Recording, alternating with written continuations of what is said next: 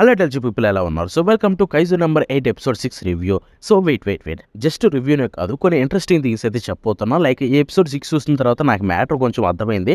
So వాటి గురించి అవన్నీ మాట్లాడుతున్నా కాబట్టి స్కిప్ చేయకుండా చూడండి. ఆ మ్యాటర్స్ అన్ని నార్మల్గా మాట్లాడేసుకుంటూ వెళ్ళిపోతా కాబట్టి మీకు క్లారిటీ వస్తుంది. అండ్ ఈ ఎపిసోడ్ 6 రివ్యూ అయితే ఫస్ట్ మాట్లాడేసుకుందాం అనమాట. సో ఫస్ట్లీ ఎపిసోడ్ 6 చూసిన తర్వాత నేనైతే చాలా అంటే చాలా ఎంజాయ్ చేశా. Especially through the episode enjoy చేశాను అనమాట. మంచి మంచి బ్యాడ్ యాస్ మూమెంట్స్ ఉన్నాయి, మంచి యాక్షన్ సీక్వెన్సెస్ ఉన్నాయి. అట్ ద సేమ్ టైం చాలా అంటే చాలా నవ్వుకునే మంచి మంచి కామెడీ సీన్స్ కూడా ఉన్నాయి. ఎస్పెషల్లీ మన హీరో చేసే కామెడీ అయితే క్రేజీగా ఉంటుంది. సో ఇలాగ ఎపిసోడ్ మొత్తం బాగా ఎంజాయబుల్ అనిపించింది. అండ్ ఎపిసోడ్ ఎండింగ్లో ఆ క్లిఫ్ హ్యాంగర్ అయితే నాకు ఎప్పటికీ మైండ్లోంచి పోవట్లేదు. ఐ మీన్ వై అంత క్లిఫ్ హ్యాంగర్ ఎందుకురా బాబు వదలడం అనిపించింది అనమాట ఇలాంటి సిరీస్లో కూడా. బికాస్ ఈ సిరీస్లకి క్లిఫ్ హ్యాంగర్స్ అవసరం లేదు, స్టిల్ ప్రొడక్షన్ అయితే మంచి క్లిఫ్ హ్యాంగర్ అయితే వదిలేరు ఎపిసోడ్లో. అది నాకు బాగా నచ్చింది.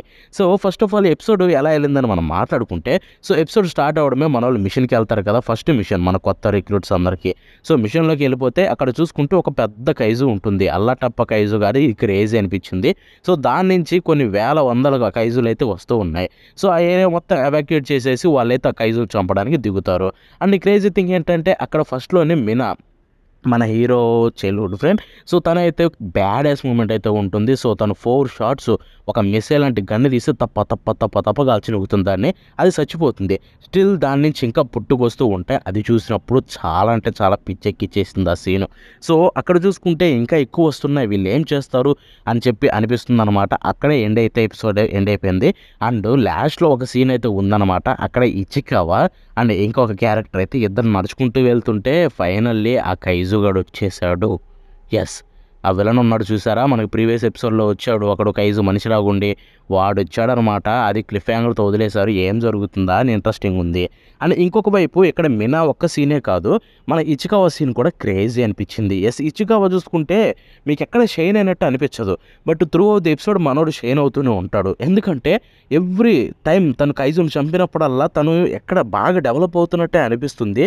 And it looks like Ichikawa చాలా అంటే చాలా ఇంపార్టెంట్ క్యారెక్టర్ అవ్వబోతున్నది అనిపించింది సిరీస్లో చూసుకుంటే. నాకైతే మాంగా చదవలేదు మొత్తం కాబట్టి పెద్దగా తెలియదు. అండ్ దీన్ని బట్టి చూసుకుంటే Ichikawa definitely going to be big character. Shinomiya కంటే కూడా బిగ్ క్యారెక్టర్ అవుతాడేమో అనిపించింది నాకైతే మాత్రం. అండ్ ఆ తర్వాత ఈ ఎపిసోడ్లో మంచి కామెడీ జనరేట్ చేసింది మన hero.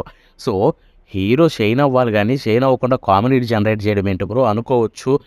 Start of the series. And మన హీరోకి ఏమే బ్యాటిల్ పవర్ అయితే లేదు, కాంబాట్ పవర్. సో మనోడు ఏం చేయగలడు, అలాంటి కామెడీ అయితే చేయాల్సి వస్తుంది ఫస్ట్లో చూసుకుంటే.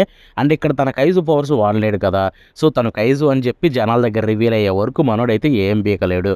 సో అప్పటి వరకు అయితే మనోడు ఇలా కామెడీ చేస్తూ ఉండాలి అనుకున్నట్టుగానే మంచి కామెడీ అయితే చేశాడు. నాకైతే ఇది ఒక మ్యాటర్ అయితే అర్థమైపోయింది.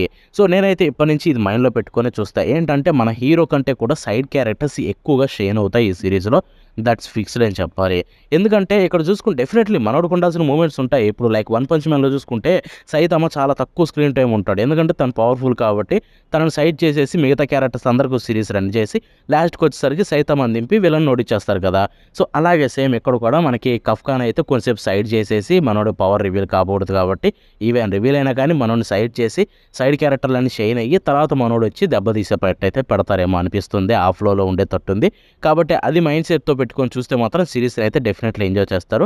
అండ్ నేను అదే మైండ్ సెట్తో చూస్తున్నా. నాకైతే ఈ ఎపిసోడ్ 6 అందుకే బాగా నచ్చింది. నేను ఎక్కడ డిసప్పాయింట్ కాలేదు. And definitely side character especially Ichikawa అయితే నాకు బాగా నచ్చింది. షినోమియా క్రేజీ ఫైట్ చేసింది. స్టిల్ ఇచికావా అయితే నాకు బాగా నచ్చింది అనమాట. ఎందుకంటే నిన్నటి వరకు చూసుకుంటే మనోడు పెద్ద ఏం అనిపించలేదు. ఈ ఎపిసోడ్లో సడన్గా మనోడు గ్రోత్ చూస్తే చాలా బాగా నచ్చింది. అండ్ బాగా డిజైన్ చేశారు ఈ ఎపిసోడ్ని చూసుకుంటే. సో ఎపిసోడ్ ఎండింగ్ నుంచి ఫస్ట్ నుంచి ఎండింగ్ వరకు బాగా ఎంజాయ్ చేశా. నీట్గా డిజైన్ అయితే చేశారనమాట. ఎస్పెషల్లీ ఆ స్టోరీ బోర్డింగ్ అండ్ డైరెక్షన్ మెచ్చుకోవాలి. ఎందుకంటే యానిమేషన్ చించేశారు, దాంట్లో డౌట్ లేదు. బట్ దాన్ని చూపించిన విధానం ఇంకా బ్రహ్మాండంగా అనిపించింది. ఎస్పెషల్లీ ఆ ఖైజు చూసుకుంటే చాలా పెద్దది సైజులో. సో దాన్ని నీట్గా యానిమేట్ చేయాలి, లేకపోతే దాన్ని బాగా చూపించాలి. సో అక్కడ చూసుకుంటే బాగా ప్రజెంట్ చేశారు. యానిమేషన్ తక్కువ ఉన్నా కానీ బాగా ప్రజెంట్ చేశారు. అండ్ దే సక్సీడెడ్ అని చెప్పాలి అక్కడ చూసుకుంటే. And at the same time ఎన్నో వందల ఖైజులు అయితే రన్ అవుతూ ఉంటాయి. సో వాటిని కూడా సీజే వాడారు. అండ్ సీజే కూడా బ్రహ్మాండంగా అనిపించింది. నాకు ఎక్కడ ప్రాబ్లమ్ అయితే కనిపించలేదు. అండ్ వాయిస్ యాక్టింగ్ విషయానికి వెళ్ళిపోతే నేను ఇక్కడ జపనీస్‌లో చూసా. జపనీస్ నాకు బాగా నచ్చింది. తెలుగులో అయితే నేను చూడలేదు. ఎందుకంటే టైం కుదరలేదు చూడడానికి. కాబట్టి తెలుగు రివ్యూ అయితే ఇవ్వలేను. బట్ జపనీస్ అయితే నేను బ్రహ్మాండంగా ఎంజాయ్ చేశా. కామెడీ సీన్స్‌లో చాలా అంటే చాలా బాగుంది. అండ్ మ్యూజిక్ గురించి మాట్లాడుకోవాలి. ఎస్పెషల్లీ ఆ కైజు ఎప్పుడైతే సడన్‌గా చూపించారో అక్కడొచ్చే మ్యూజిక్ అయితే కోల్డ్ ఉంది భయ్యా. దే నెయిల్డ్ ఇట్ అని చెప్పాలి. కైజులో నాకు బాగా ఇంప్రెసివ్ అనిపించింది. యానిమేషన్ కంటే కూడా మ్యూజిక్ బాగా నచ్చుతుంది. అండ్ యాజ్ యూజువల్ ఈ ఎపిసోడ్‌లో కూడా మ్యూజిక్ చించేశారు. And I'm so happy. So ఇదనమాట దీని యొక్క రివ్యూ నేను చెప్పాలనుకున్నది. That's the video. మళ్ళీ నెక్స్ట్ కలుద్దాం. బాయ్.